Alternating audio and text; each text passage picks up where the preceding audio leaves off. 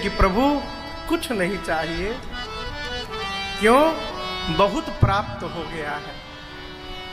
दीना दया, एक एक शब्द का आप तोड़ देखिए।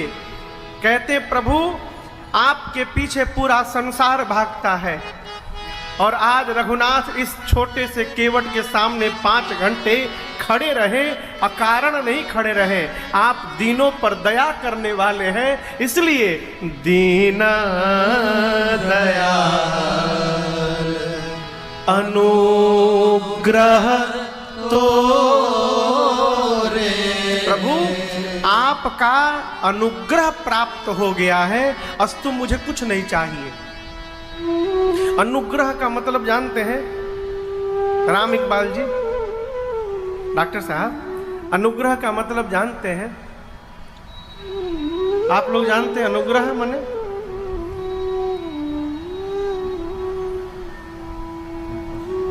केहू भी बतावे?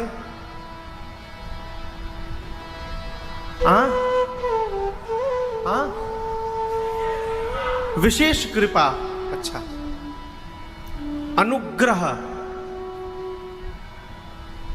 जीवन में ग्रहों का अनुकूल हो जाना, ये अनुग्रह है।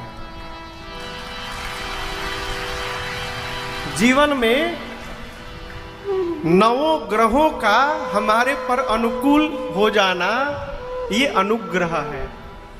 और अनुग्रह बिना भगवत कृपा के होने वाला नहीं है। केवट जी कहे प्रभु आपने अनुग्रह कर दिया, अर्थात केवट के 9 ग्रह मेरे से प्रतिकूल थे प्रभु। अब आप कहेंगे महाराज ये कहां लिखा है कि केवट जी के ग्रह उनके प्रतिकूल थे? केवट जी अपने मुख से बोल रहे हैं, पात भरी सहरी अरे सकल सूत वारे वारे, केवट की जाति कछु वेदना पढ़ाई हो। अरे सब परिवार मेरो याही लागी राजा जू हो। हाँ दीन वित्तहीन कैसे दूसरी गढ़ाई हो। केवट जी कहते प्रभु घर में भोजन नहीं खे, सवेरे जो पत्ते पर जूठा छूटा होगा वही मेरे घर में अन्न होगा। रात का भोजन नहीं है नाथ, नाव चलेगी तो घर में रात का भोजन जाएगा। छोटे छोटे बच्चे भूखों मर जाएंगे मेरे प्रभु। आज हम गरीब हैं, पैसा नहीं है, दीन है, वित्तहीन, पैसा नहीं है। नाव यदि हमारी चली गई तो कैसे दूसरी गढ़ाई हो? दूसरी नाव कहां से लाएंगे? जिसकी ये फटहाल स्थिति है, ये ग्रहों का प्रतिकूल होना नहीं हुआ तो क्या हुआ है? केवट बोले प्रभु मेरे सभी के सभी ग्रह मेरे प्रतिकूल थे और आज मेरे आपकी कृपा से सभी ग्रह अनुकूल हो गए। भगवान बोले आपको कैसे लगा कि ग्रह अनुकूल हो गए? केवट जी बोले प्रभु जब मैं आपका चरण पखार रहा था तो आकाश से देवता मेरे पर पुष्प की वर्षा कर रहे थे। देवता जिस पर पुष्प की वर्षा करे, ये ग्रह अनुकूल नहीं हुआ तो क्या हुआ प्रभु? इसलिए अरे अब कछु न चाहिए मोरे दीन दया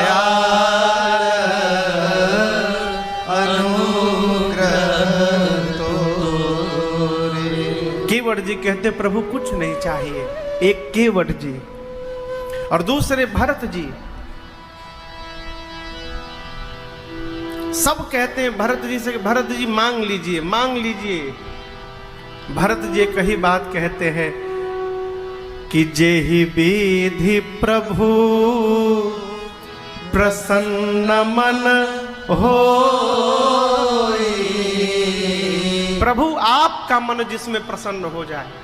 माई बाप, संसार में बहुत कम लोग मिलेंगे जो आपके मन की प्रसन्नता की चिंता करते होंगे। जिसको देखिए वो अपनी प्रसन्नता के बारे में सोच रहा है, आप कुछ करिए कि वो प्रसन्न हो जाए। भरत जी कहते हैं मेरी प्रसन्नता छोड़िए, अरे जेहि विधि प्रभु प्रसन्न मन होई, करुणा सागर कीजिए सोई। ये दो ऐसे अद्भुत विभूति हैं मानस जी में, जिन्होंने भगवान से कुछ मांगा नहीं। केवट जी, और यहां दर्शन करिए, केवट जी को भगवान देते रहे, मां देती रही, लक्ष्मण जी देते रहे, बोलते रहे, केवट जी लिए नहीं, तो अंत में परमात्मा ने केवट जी को अपनी भक्ति प्रदान कर दी। और राम जी कहते हैं संसार में इस कलिकाल में, कलिकाल छोड़िए, मनुष्य का शरीर प्राप्त करने के बाद जो जीव मुझे प्राप्त करना चाहता है तो मेरे तक आने के लिए एक ही माध्यम है, वो मेरी भक्ति है।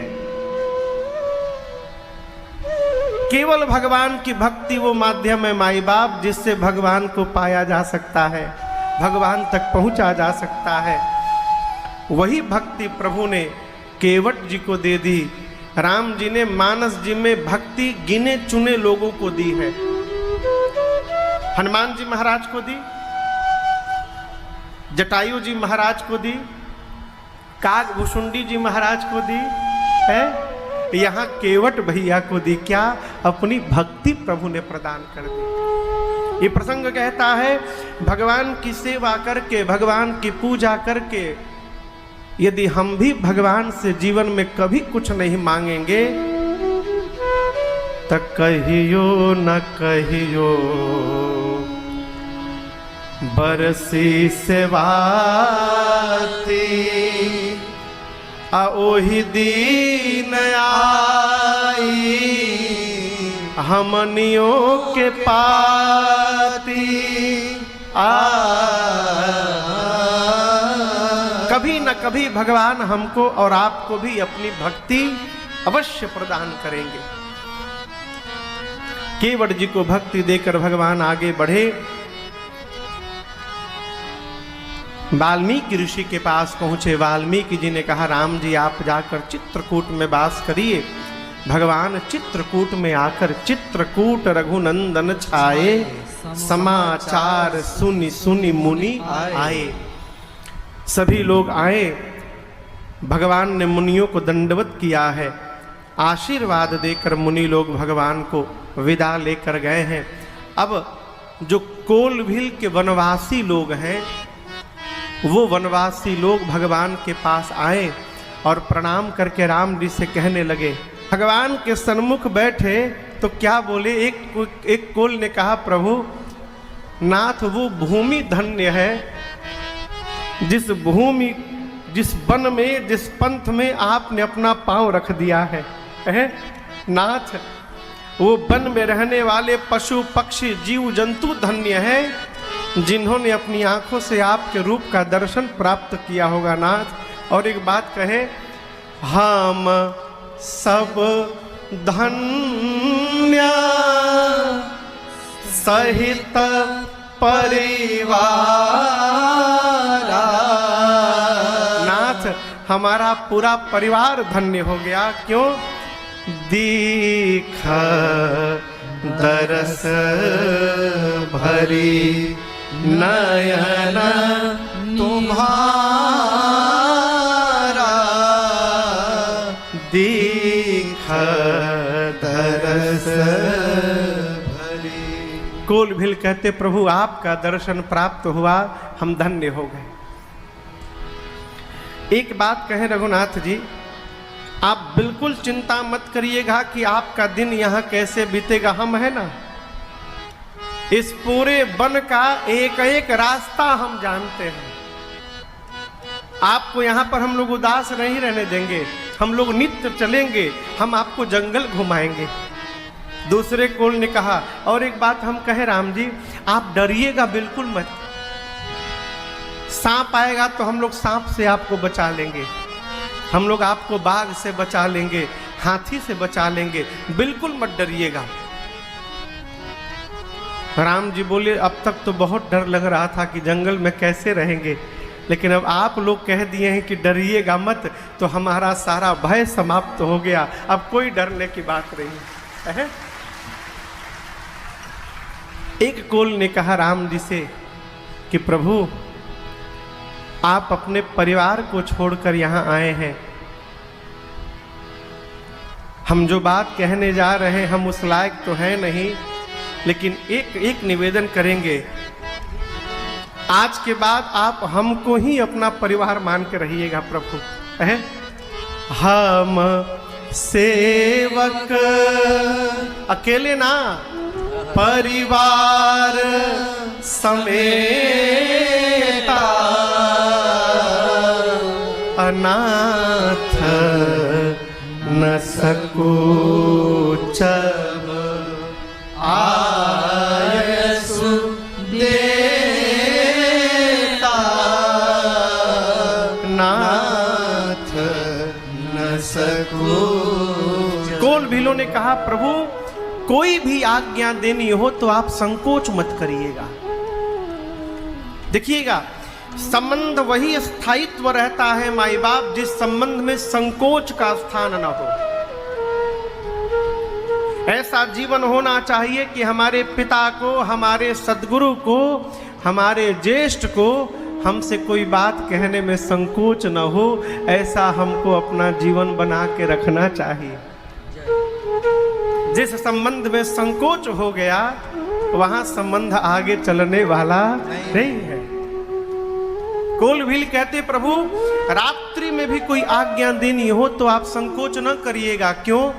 हम सेवक परिवार समेता, हम सेवक, प्रभु हम आपके सेवक हैं। रघुनाथ जी यहां बड़े प्रसन्न हैं। जैसे छोटे से पुत्र की बात को सुनकर पिता के हृदय को आनंद प्राप्त होता है, इन कोलभीलों की बात को सुनकर रघुनाथ जी गदगद हुए।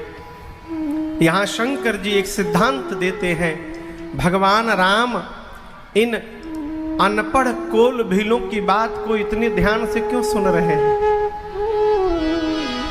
इस भ्रम में मत रहिएगा कि आपको पूरा ज्ञान हो जाए तबे भगवान आपकी बात सुनेंगे।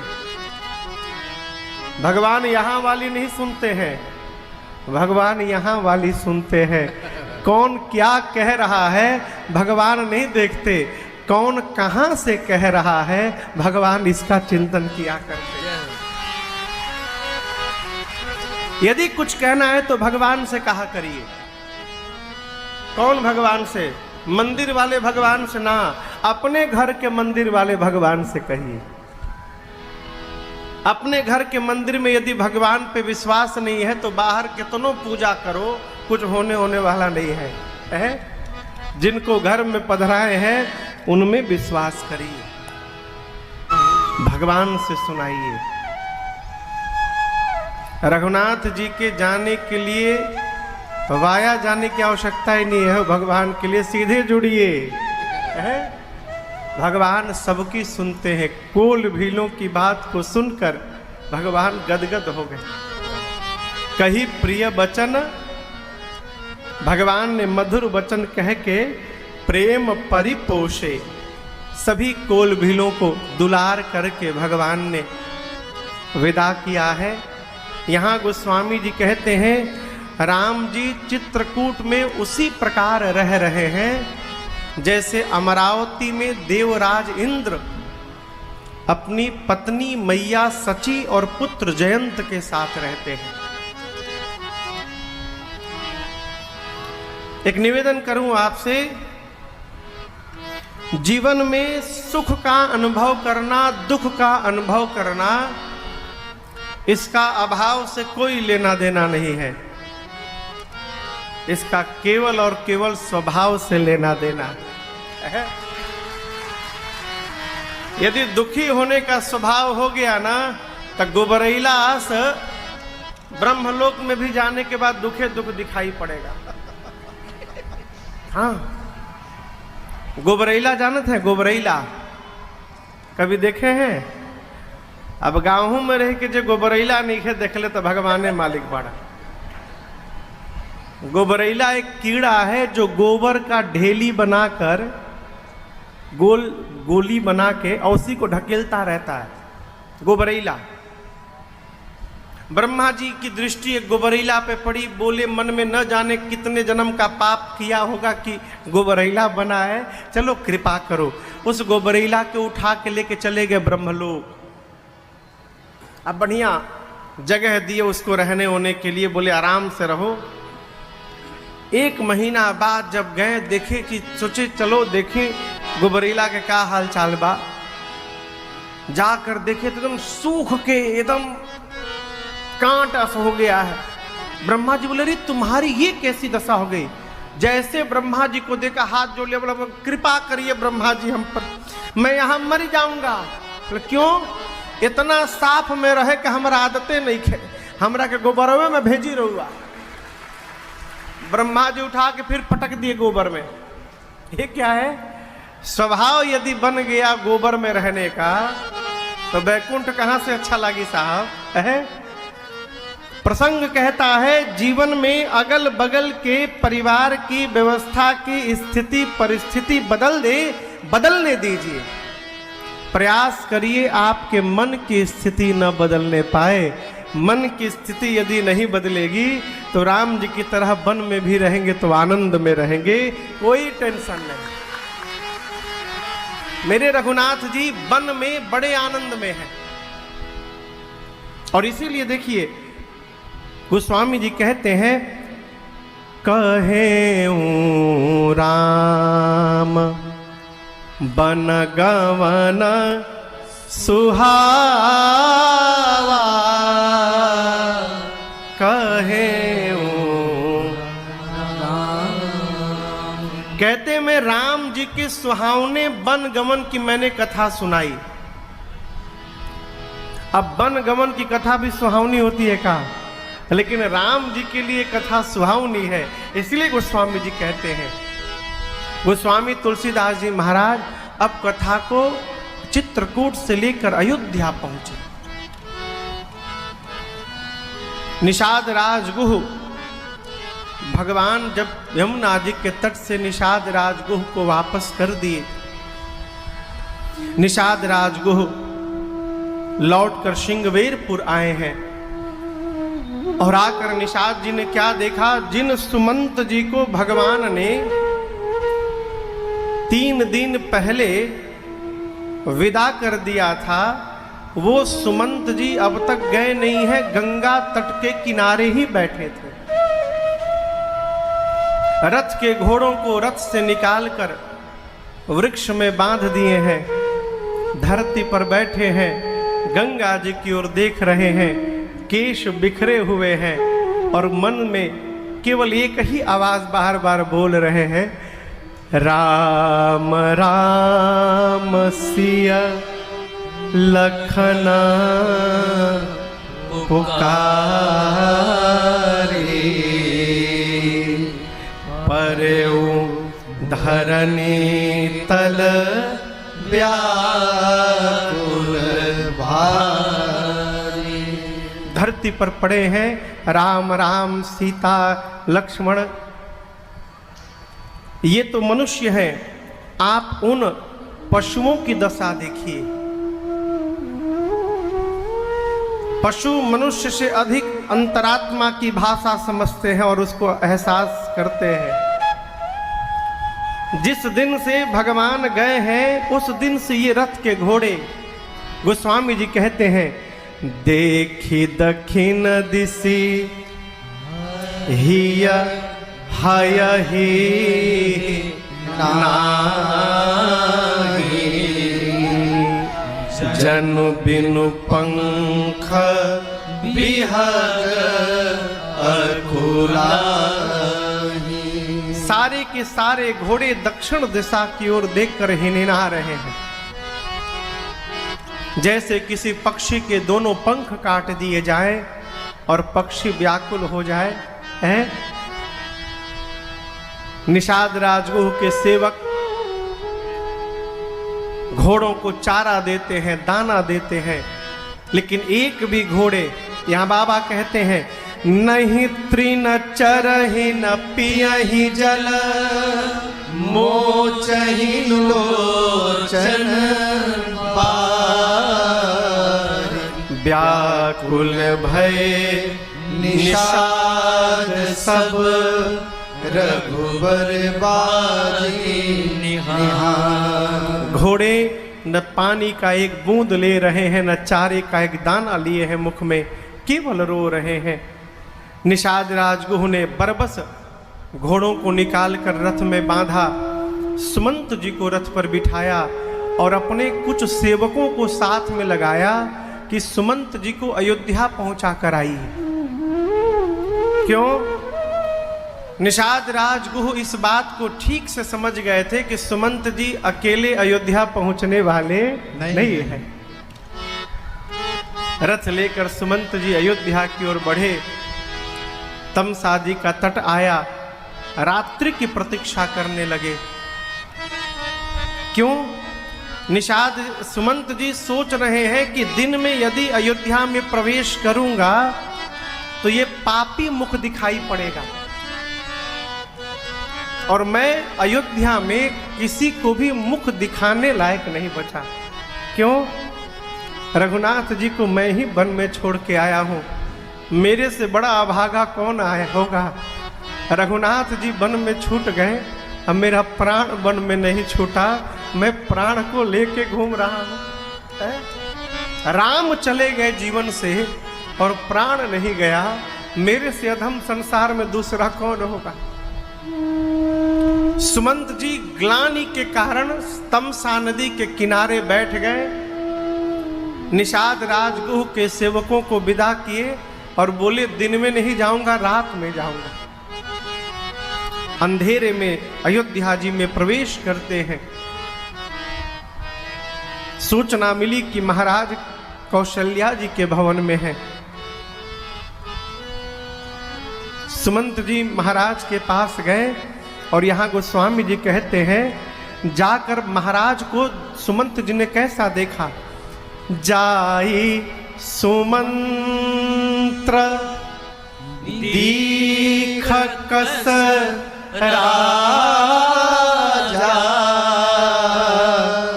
अमीय रहित जनु चंद विराजा,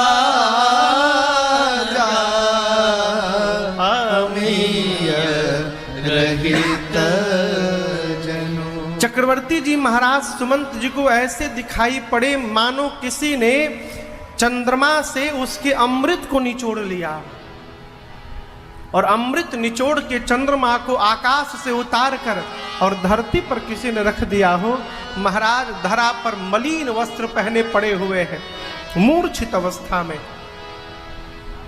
जाकर सुमंत जी ने चक्रवर्ती जी के चरणों में प्रणाम करके केवल एक वाक्य कहा, हे जय जीव, आपका सुमंत आपको प्रणाम कर रहा है। यहां गोस्वामी जी कहते हैं, सुमंत शब्द सुनते महाराज को ऐसा लगा मृतक शरीर प्राण जन भेटे, लगा मानो मरे हुए शरीर में प्राण वापस चला आया। सुमंत शब्द सुनाई पड़ा, महाराज तुरंत मूर्छा से जगे, सुमंत जी को हृदय से लगाए। अब बोले, सुमंत कुछ कहना मत, पहले मैं जो पूछ रहा हूं उसका उत्तर दीजिए। बोले, महाराज ने कहा, सुमंत राम को लेकर आए हो ना। जैसे महाराज ने ये प्रश्न किया, सुमंत जी फफक के रोने लगे। बोले, महाराज राम तो वन में ही छूट गए, मेरा प्राण नहीं छूटा, मैं अपना प्राण लेकर यहाँ पर आया हूँ। यहाँ पर चक्रवर्ती जी ने सुमंत जी से कहा, सुमंत, यदि तुम अपने महाराज को जीवित देखना चाहते हो तो जहाँ राम है वहाँ मुझे पहुँचा दो। बाबा कहते हैं, सखा राम सिय लखन जहां तहां मोहि पहुँचा नाही त चाहत चलन अब प्राण कहूँ सती भा। सखा मेरा प्राण निकलने वाला है, यदि मुझे जीवित देखना चाहते हो सुमंत तो मुझे शीघ्र राम के पास पहुंचाओ। यहाँ सुमंत जी ने कहा महाराज आप ज्ञानी हैं, आप धर्म धुरंधर हैं, काल कर्म बस हो ही गोसाई, बरबस रात दिवस की नाई, हानि लाभ प्रिय का मिलन और प्रिय का वियोग ये सब काल से बधा हुआ है। जिस प्रकार दिन रात है उसी प्रकार ये भी निश्चित है। महाराज मैंने राम जी से बहुत निवेदन किया आने के लिए, महाराज राम माने नहीं, मुझसे कहें कि पिताजी से जाकर चरणों में प्रणाम करके मेरा कहिएगा कि राम की चिंता न करे। 14 वर्ष बाद राम स्वयं आकर पिताश्री को प्रणाम करेगा। जैसे सुमंत जी ने ये वाक्य कहा कि राम जी 14 वर्ष बाद आएंगे, गोस्वामी जी कहते हैं महाराज के प्राण कंठ में आ गए। जो जीव जितना सात्विक होता है उसका प्राण शरीर के उतने ऊपर भाग से निकलता है, और जो जीव जितना तामसिक होता है उसका प्राण शरीर के नीचे के भाग से निकलता है। चक्रवर्ती जी महाराज का प्राण ऊर्ध्व गति किया, कंठ में आके प्राण फंस गया, कंठ के नीचे का शरीर शिथिल हो गया, प्राण कंठ में था, वाणी अवरुद्ध हो गई। माँ कौशल्या ने जब स्वरूप देखा तो माँ ने प्रभु महाराज के चरणों को पकड़ लिया, कहा नाथ धैर्य रखिए प्रभु, आप ही अयोध्या रूपी नाव के चालक हैं। जब नाविक ही नहीं बचेगा नाथ तो नाव को डूबने से कौन बचाएगा। मैं कहती हूँ यदि धैर्य रखेंगे तो 14 वर्ष बाद राम स्वयं आकर आपको प्रणाम करेंगे। यहाँ पहली बार महाराज ने कौशल्या जी से एक बात कही, कौशल्या जी आज मुझे धैर्य नहीं, आज मुझे उन अंधे माता पिता के श्राप की सुधि आ रही है। कौन अंधे माता पिता? श्रवण कुमार के माता पिता। तापस अंध शाप सुधि आई। महाराज ने कहा कि उस अंधे माता पिता ने श्रवण कुमार के मरते समय मुझे शाप दिया था कि दशरथ जिस प्रकार पुत्र के वियोग में हम मर रहे हैं इसी प्रकार पुत्र के वियोग में एक दिन तुम भी मरोगे। दुर्भाग्य तुम्हारा ये होगा कि जब तुम मरोगे तुम्हारे 4 के 4 पुत्रों में से एक भी पुत्र आंखों के सामने तुम्हारे नहीं रहेगा। ये तुम्हारा दुर्भाग्य होगा। महाराज ने कहा राम तुमको देखे बिना मैंने बहुत जी लिया। हे लक्ष्मण, हे वैदेही, आपको देखे बिना मैंने बहुत जी लिया। यहाँ पर दशरथ जी ने 6 बार राम राम कहा है। क्यों? राम जी के बन जाने के बाद वो अयोध्या की 6वीं रात्रि थी। महाराज इस पश्चाताप में आ गए कि राम को गए 6 दिन हो गया और मेरा प्राण अब तक नहीं निकला यहाँ से। तो मानो महाराज प्रायश्चित करने लगे। राम राम कही राम कही, राम राम कही राम, तन पर हरे रघुबर बिरह,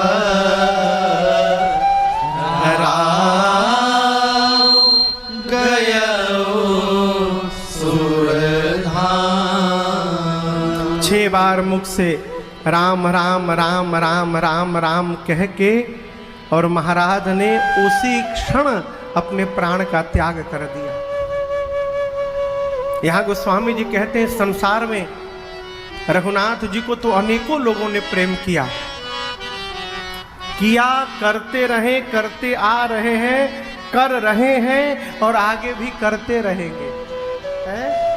लेकिन गोस्वामी जी कहते हैं जैसा प्रेम रघुनाथ जी को श्री दशरथ जी महाराज ने किया, वैसा प्रेम संसार में किसी ने नहीं किया, है?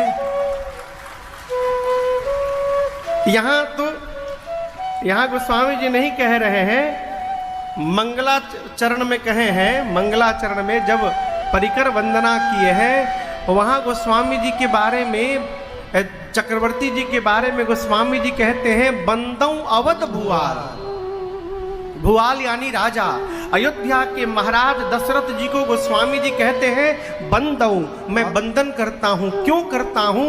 सत्य राम प्रेम जहि राम पद, जो वास्तव में रघुनाथ जी को प्रेम करते थे। कैसे पता चला गोस्वामी जी को कि सत्य प्रेम है? बिछुरत दीन दयाल प्रिय तन त्रिन इव परिहरे हो। त्रिन यानी तिनका। आदमी के यदि हार का, माता जी लोग सोने का हार पहनती है ना, उसमें छोटे छोटे सोने के कण लगे रहते हैं। यदि उस कण का एक छोटा सा कण गिर जाए तो माता जी लोग बेचैन हो जाती है, घर के लोग झाड़ू मार मार के उसको ढूंढने लगते हैं। हाँ, लेकिन यदि शरीर पर तिनका कहीं गिर जाए तो आदमी उसको देखता भी नहीं है, तुरंत हाथ से मार के झाड़ देता है। क्यों? तिनके से कोई लगा